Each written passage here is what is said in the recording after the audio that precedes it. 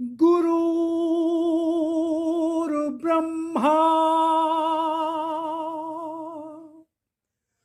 गुरुर्विष्णु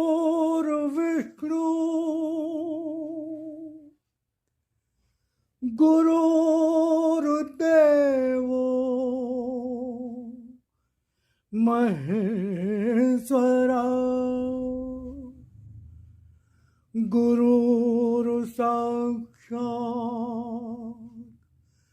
परब्रह्म तस्मै श्री गुरुवे नमः।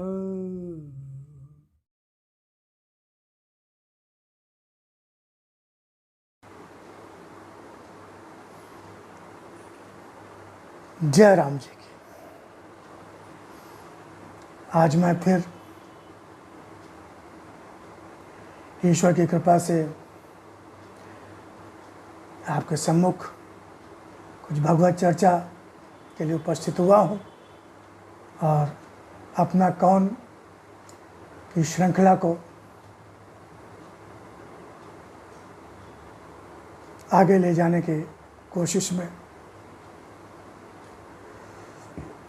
कि अपना कौन।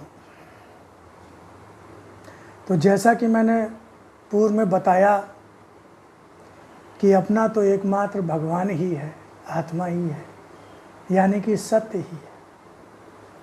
सत्य ही एकमात्र अपना है। बाकी इवन ये शरीर, सांसारिक रिश्ते, शारीरिक जो शरीरी संबंध है और जो भी संसार में दिखाई देता है वो सब असत्य है और इनकी आसक्ति, इनके प्रति मोह, इनकी कामना ही दुख का कारण है।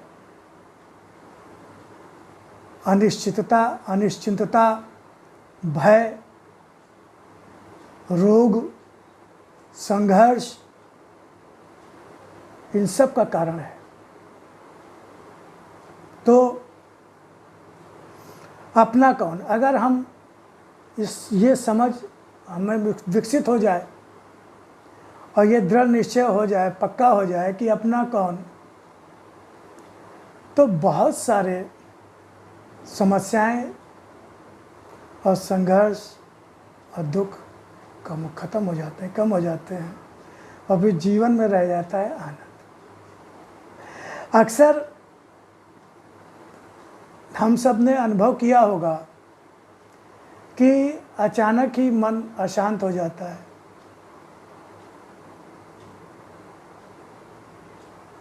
तो अजीब सा मन में एक बेचैनी हो जाती है। आए दिन शरीर बीमार रहता है,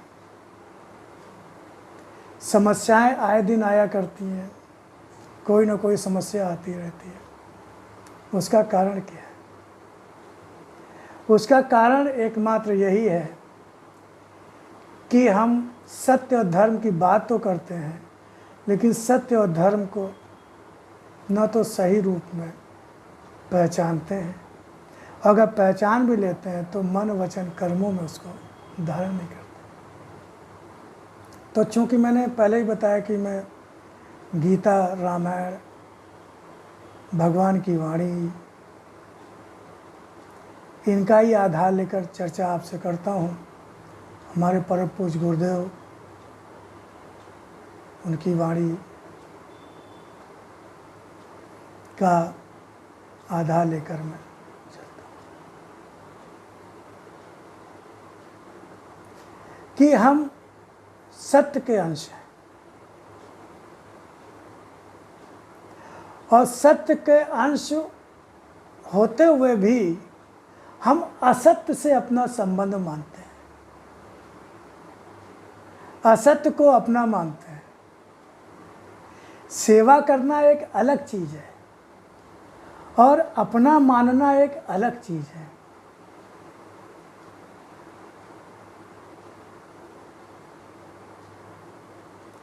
सेवा करना तो जैसे आप किसी चीज़ को खरीद कर लाए हैं तो आप उसको उसकी झाड़ पोछ करनी पड़ेगी, लेकिन आप वही थोड़ी हैं। कार लाए हैं तो कार थोड़ी हैं आप। मोटरसाइकिल खरीद के लाए हैं या कोई भी चीज़ खरीद के लाए घर में, तो वो चीज़ अलग है और आप अलग हैं।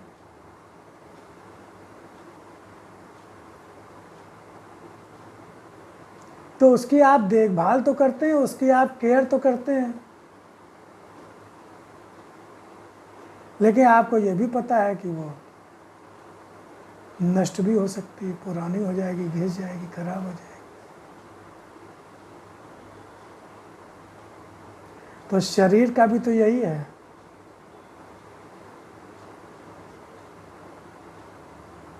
कि एक ना एक दिन इसको नष्ट होना है, अशक्त होना है। तो एक जितना जरूरी है उतनी उसकी केयर, लेकिन ये अपना नहीं है, अपना नहीं है।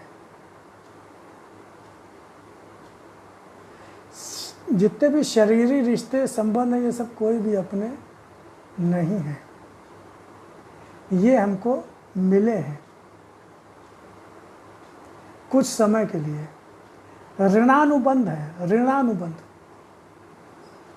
कुछ देने आए हैं, कुछ लेने आए हैं। जो उनको हमसे लेना है, जिसके लिए वो आए हैं, वो लेंगे,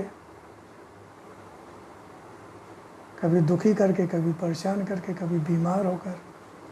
और जो देना है तो वो हमको हमारी सेवा करके, ऐसे हमें उनकी सेवा करनी है, उनको खुशी देनी है, आनंद देना है, लेकिन वो हमारे नहीं है। तो सत्य और धर्म, सत्य और धर्म, सत्य और धर्म को जीवन से बांधकर, सत्य और धर्म को जीवन से बांधकर भक्ति और निष्ठा से भरा जीवन जीना सीखो। भक्ति और निष्ठा से भरा जीवन जीना सीखो। भगवान ने क्या कहा? सत्य और धर्म को जीवन से बांधकर भक्ति और निष्ठा से भरा जीवन जीना सीखो।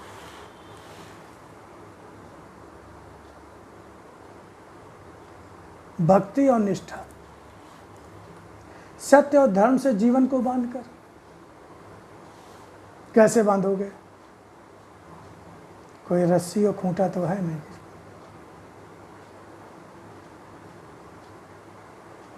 सत्य क्या है?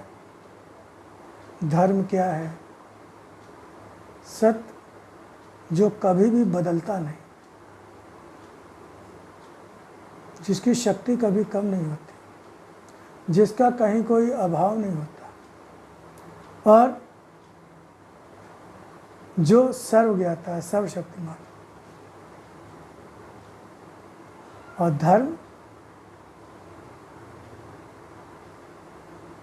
उसकी प्रसन्नता के लिए कर्म करना, यानी मानवता, इंसानियत, मानवता, इंसानियत, परोपकार, परहित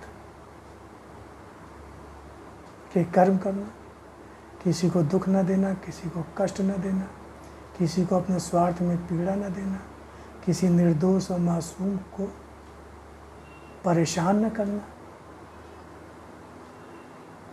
बल्कि आवश्यकता अनुसार उसकी सेवा करना, उसकी ज़रूरतें पूरी करना। ये धर्म, मानवता, इंसानियत, कोई भेदभाव न करना, कोई छोटा बड़ा न देखना,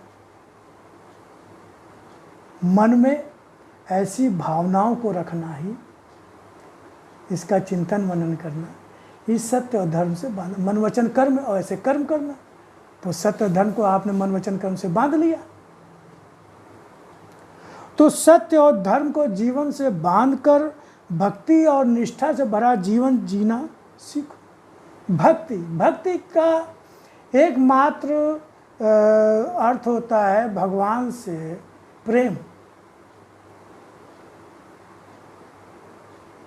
भगवान से प्रेम।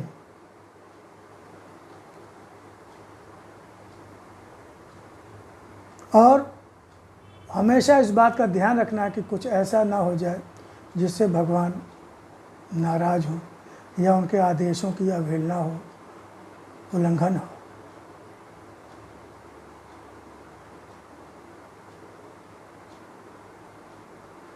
क्योंकि जो भगवान का भक्त होता है उसका धर्म भी वही होता है जो भगवान का होता है धर्म। धर्म संस्थापनार्थाय, धर्म संस्थापनार्थाय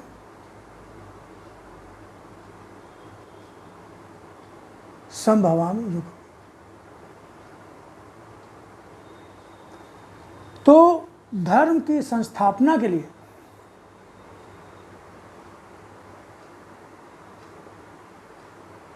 भगवान का मैं समय समय पर अवतरित होता हूँ और जब धर्म और की रक्षा हो जाती है, सत्य धर्म की रक्षा हो जाती है, तो उसको अक्षुण्ण रखते हुए तो जो जीवन में सत्य और धर्म का बंधन बांध लेता है, यानी मानव इंसानियत को जो जीवन से बांध लेता है, मन वचन कर्म से बांध लेता है और संसार से माया मोह आसक्ति नहीं रखता, काम क्रोध लोभ मोह वृत्तियों पर नियंत्रण रहता है, उसका जीवन कभी भारी नहीं पड़ता, क्योंकि वो आत्मा से जुड़ा होता है, उसका मन आत्मा से जुड़ा होता है।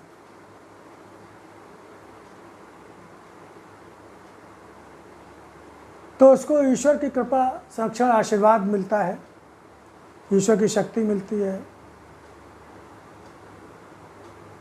प्रकृति भी उसके अनुकूल होती है, क्योंकि प्रकृति क्या है?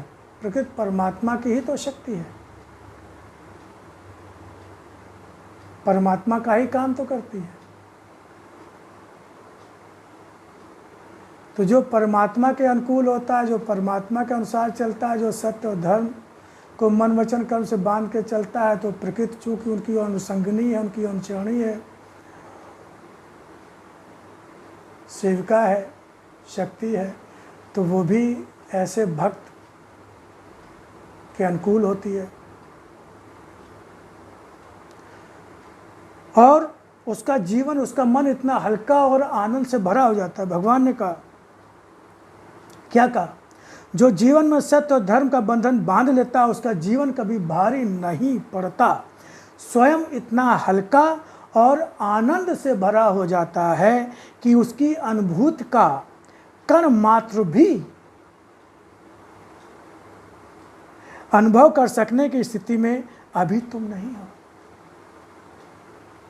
अभी तुमको उसका पता ही नहीं है कि वो उस आनंद की अनुभूति होती कैसी है।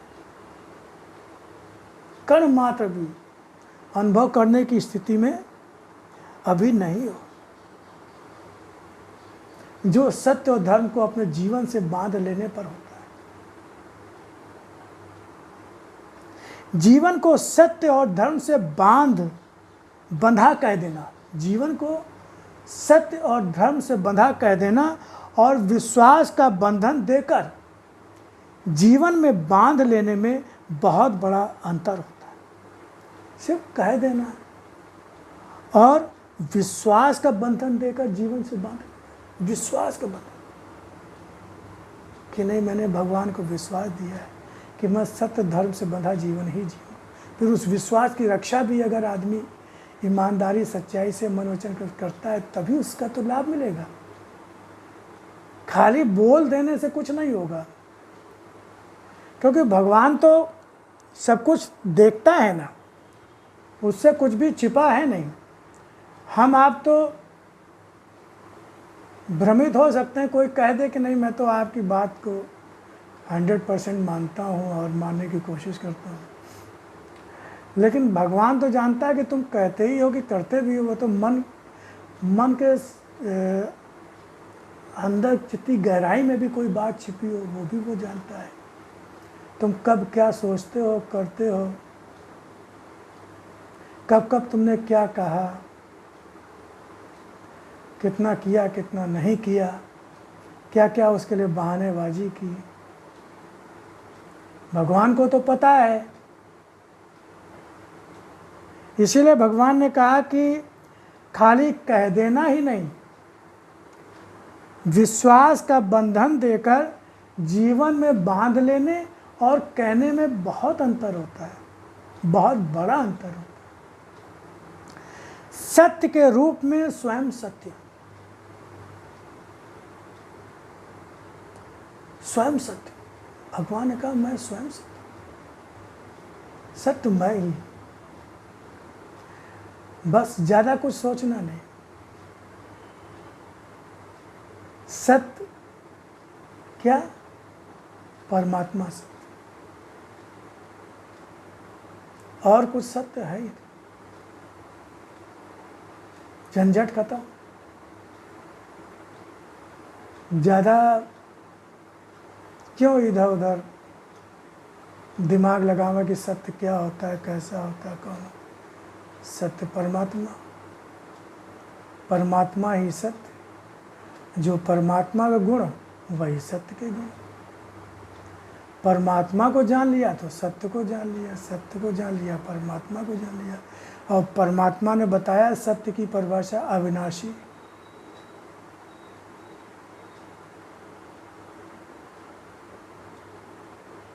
और अगोचर।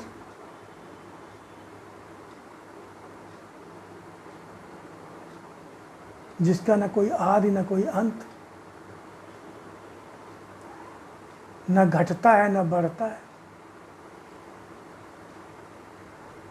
न कम होता है न ज़्यादा होता है, न हल्का होता है न भारी होता है,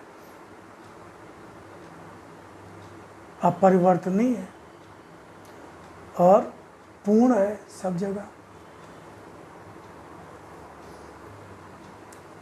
सब में रहते हुए भी, सबको शक्ति देते हुए भी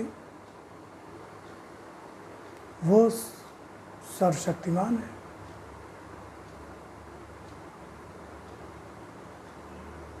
अवस्थाएं बदलती हैं, वो उस शरीर को छोड़ता है, उस शरीर की शक्ति कम होती है, वो शरीर निष्प्राण होता है, लेकिन जो आत्मा है उसकी शक्ति तो कभी भी कम नहीं होती, वो तो अमर है।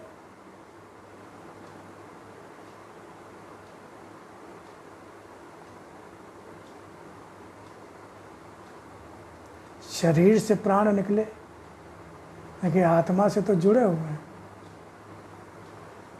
क्योंकि आत्मा ने शरीर छोड़ दिया तो प्राणों ने भी शरीर छोड़ दिया।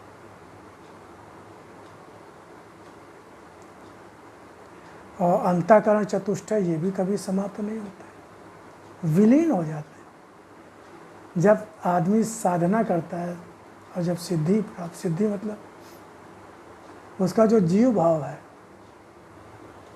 यानी जो उसका मन है, जब वो पूरी तरह से आत्मा में लीन हो जाता है तो वहाँ से वो आत्मा रह जाती है। जितना जीव भाव मजबूत होता है उतना संसारी मन मजबूत होता है। और जीव भाव चूँकि आत्मा के ऊपर कोटिंग है, जैसे किसी वस्तु के ऊपर जब बार बार इस्तेमाल में लाई जाती है तो वो चीज़ मैली हो जाती है, गंदी हो जाती है, गंदगी की कोटिंग हो जाती है। जो पहले जब लाए थे कितनी चमकदार थी, धीरे धीरे उसकी चमक कम होती जाती है क्योंकि उसके अंदर कोटिंग। ऐसे ही आत्मा जब संसार में आती है तो उसके ऊपर संसारी भाव लिपटता जाता है।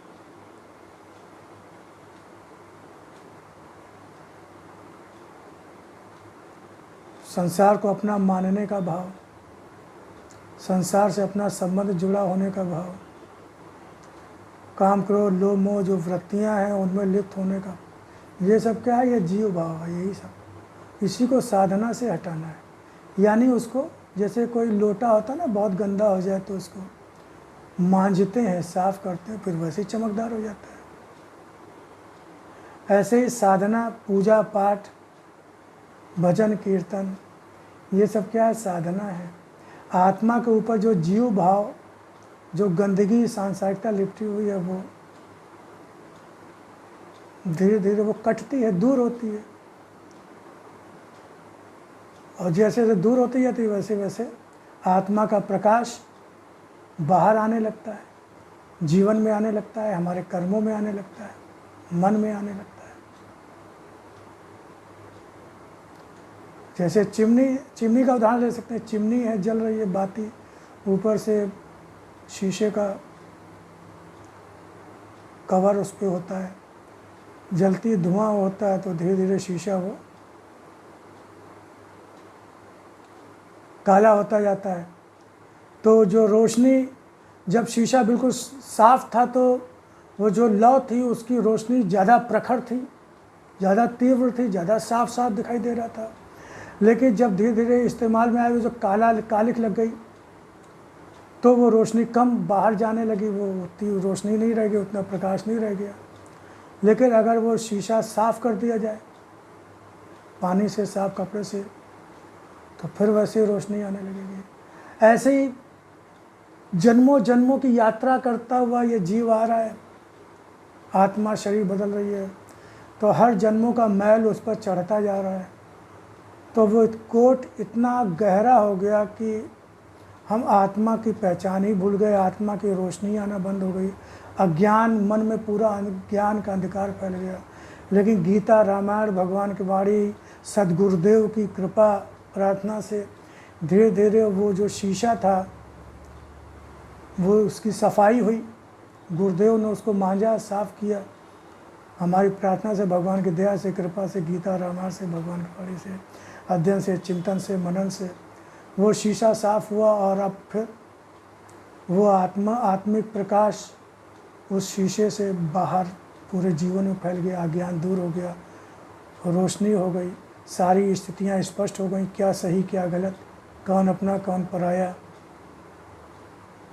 यही सिद्धि है, यही साधना होती है। तो हम इसको हमें समझना पड़ेगा कि हमें कि पूजा का भी विषय कुछ लिया आगे और लेंगे, क्योंकि ये भ्रम है, हम लोग कर रहे हैं लेकिन चूंकि उसको समझ के नहीं कर रहे हैं, जान के नहीं कर रहे हैं ठीक से, इसलिए उसका लाभ नहीं मिलता, बल्कि एक भ्रम और शंकाएं पैदा होती हैं, जीवन जीना और कठिन हो जाता है। समझ नहीं पाते इतने दुख कष्ट क्यों आ रहे हैं, उनसे हम कैसे बचें, कैसे छूटें, और हमारा जीवन इसी तरह से असफल होता जाता है, निरर्थक होता जाता है। तो भगवान ने जैसे कहा कि सत्य के रूप में स्वयं सत्य हूँ, स्वयं सत्य हूँ, सत्य के रूप में स्वयं सत्य हूँ, धर्म के रूप में स्वयं ही धर्म भी हूँ, मैं ही धर्म। अगर तुम मेरे प्रति सच्चा प्रेम तुम्हारा है और मेरी आज्ञा का आदेश का पालन कर रहे हो, और जो मैंने बताया उसका आदेश का पालन कर रहे हो, मानवता इंसानियत का पालन कर रहे हो, तो मैं ही धर्म हूँ। भ्रम में मत फंसो। ये जितने भी धर्म दुनिया में सब फैले हुए हैं, बहुत सारे धर्म, सर्वधर्मान परित्यज्य मामेकम शरणम व्रज, भगवान ने कहा गीता में, सारे धर्मों का त्याग कर तू सिर्फ एक मेरी शरण में आ जा।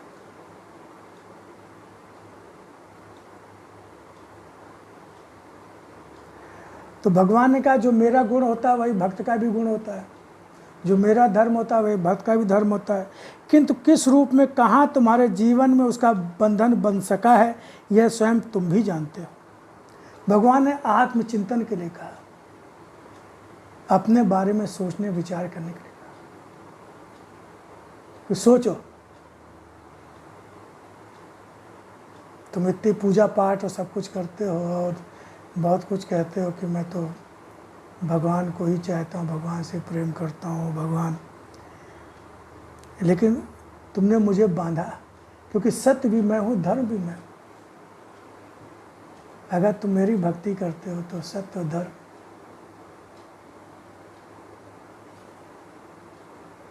की दृष्टि से उसको देखना होगा। तो सबसे बड़ी जो आवश्यकता है, वो ज़रूरत है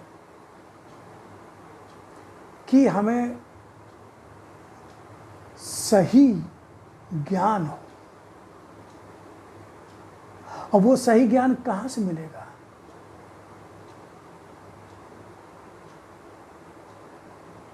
जो वेद है, उपनिषद है, लेकिन इनकी व्याख्या करने वाला कोई नहीं है, इनकी सच्ची बात बताने वाला कोई नहीं है, सिर्फ कथा कहानियाँ सुनाने वाले लोग हैं।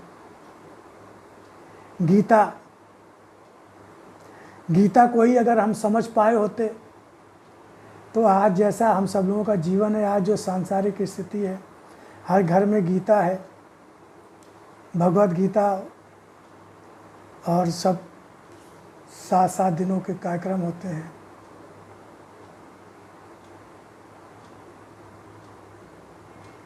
लेकिन फिर भी चारों तरफ अशांति है, बीमारियां है, कलह है, अराजकता है, भीषण अराजकता, संघर्ष, भय।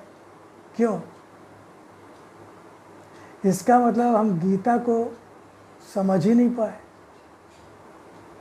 रामायण को हम समझ ही नहीं पाए। समझ पाए होते तो क्या आज ऐसी स्थिति होती क्या? इसीलिए भगवान ने कहा कि मैं लिपि रूप में फिर आ रहा हूँ।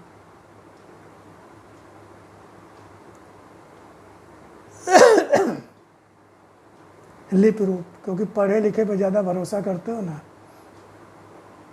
कहते हो कि कहीं लिखा हो तो दिखाओ, किस किताब में लिखा है, कहाँ लिखा है। तो भगवान का बुद्धिजीवी हो ना, तो ठीक है, मैं फिर लिपि रूप। क्योंकि ये भी समस्या हो जाती है कि हम किस पे विश्वास करें, क्योंकि आजकल धोखे बहुत हो रहे हैं, ठग रहे हैं लोगों को, हमें तो पहचान नहीं है। तो भगवान ने कहा चलो ये भी झंझट खत्म किए देते हैं, भगवान की वाणी लेकर आ जाओ। मैं पुनः उसी गीता को, भगवान ने कहा है, मैं पुनः उसी गीता को जो मैंने अर्जुन को सुनाई थी, उसी गीता को नए रूप और आसान और सरल, जैसी आजकल तुम्हारी मानसिक स्थिति है, इस संसार की स्थिति है, सोच उसके हिसाब से सरल करते हुए आज के परिप्रेक्ष्य में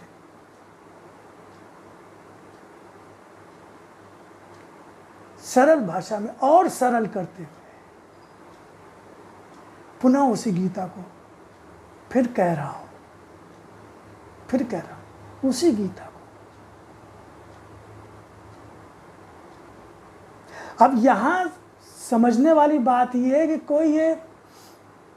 कोई सिद्ध संत योगी सन्यासी ने भगवान की वाणी नहीं कही, नहीं लिखी। स्वयं एक एक शब्द भगवान का ही अपना है। देवी माँ के माध्यम से सत्य मंदिर इंदिरा नगर की बात मैं कर रहा हूँ। सत्य मंदिर इंदिरा नगर देवी माँ के माध्यम से भगवान की वाणी उनकी स्वचालित लेखनी के माध्यम से हुई। जब प्रेरणा होती थी और माँ भगवान का ध्यान करके बैठती थी तो वो लेखनी स्वतः चलने लगती, वो चलाती नहीं थी। वो कोई शब्द अपने मन से सोच के, समझ के, विचार के नहीं लिखती थी, बल्कि वो लेखनी स्वतः चलती थी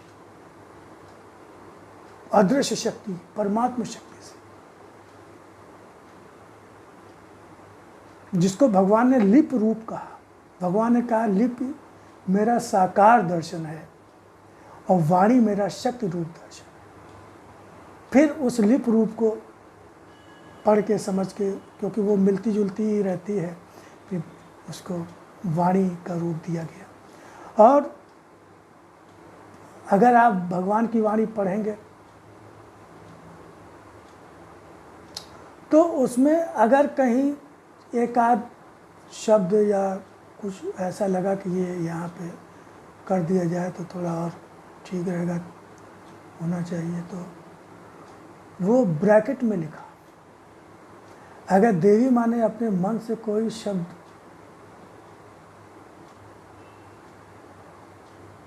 अगर उसमें ऐड किया तो वो ब्रैकेट हुआ।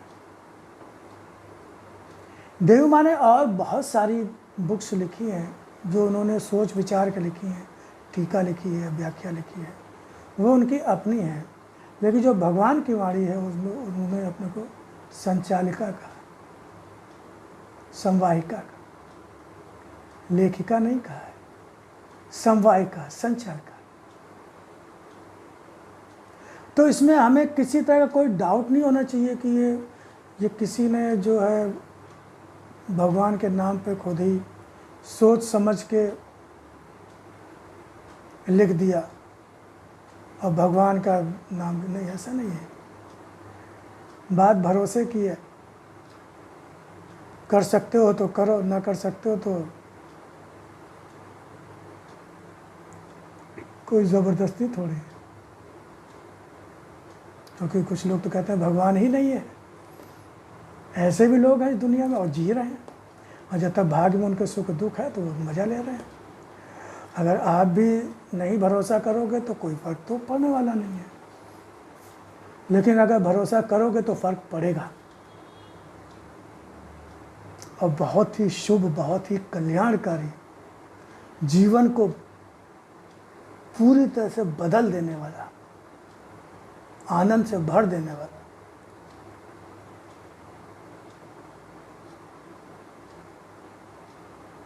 तो भगवान की वाणी की बात मैं बता रहा हूँ, तो मैं यहीं पर इसको विराम देता हूँ, क्योंकि मैं भगवान की वाणी का अंश लेता हूँ। कहाँ से बोलूँ, क्या बोलूँ, ये दुविधा रहती है, तो मैंने कहा भगवान की वाणी से ही, क्योंकि भगवान की वाणी तो भगवान ने कहा कि जन जन तक पहुँचो जहाँ अंधकार है, जन जन तक पहुँचो जहाँ अंधकार है, उस मन तक पहुँचो जहाँ मेरी पुकार है। तो भगवान की वाणी, भगवान ने गीता, श्री कृष्ण ने गीता जो है अर्जुन को सुनाई, जो पात्र थे, जिनकी भगवान में श्रद्धा थी, भरोसा था, शरण में थे, और उनके माध्यम से भगवान ने समस्त विश्व को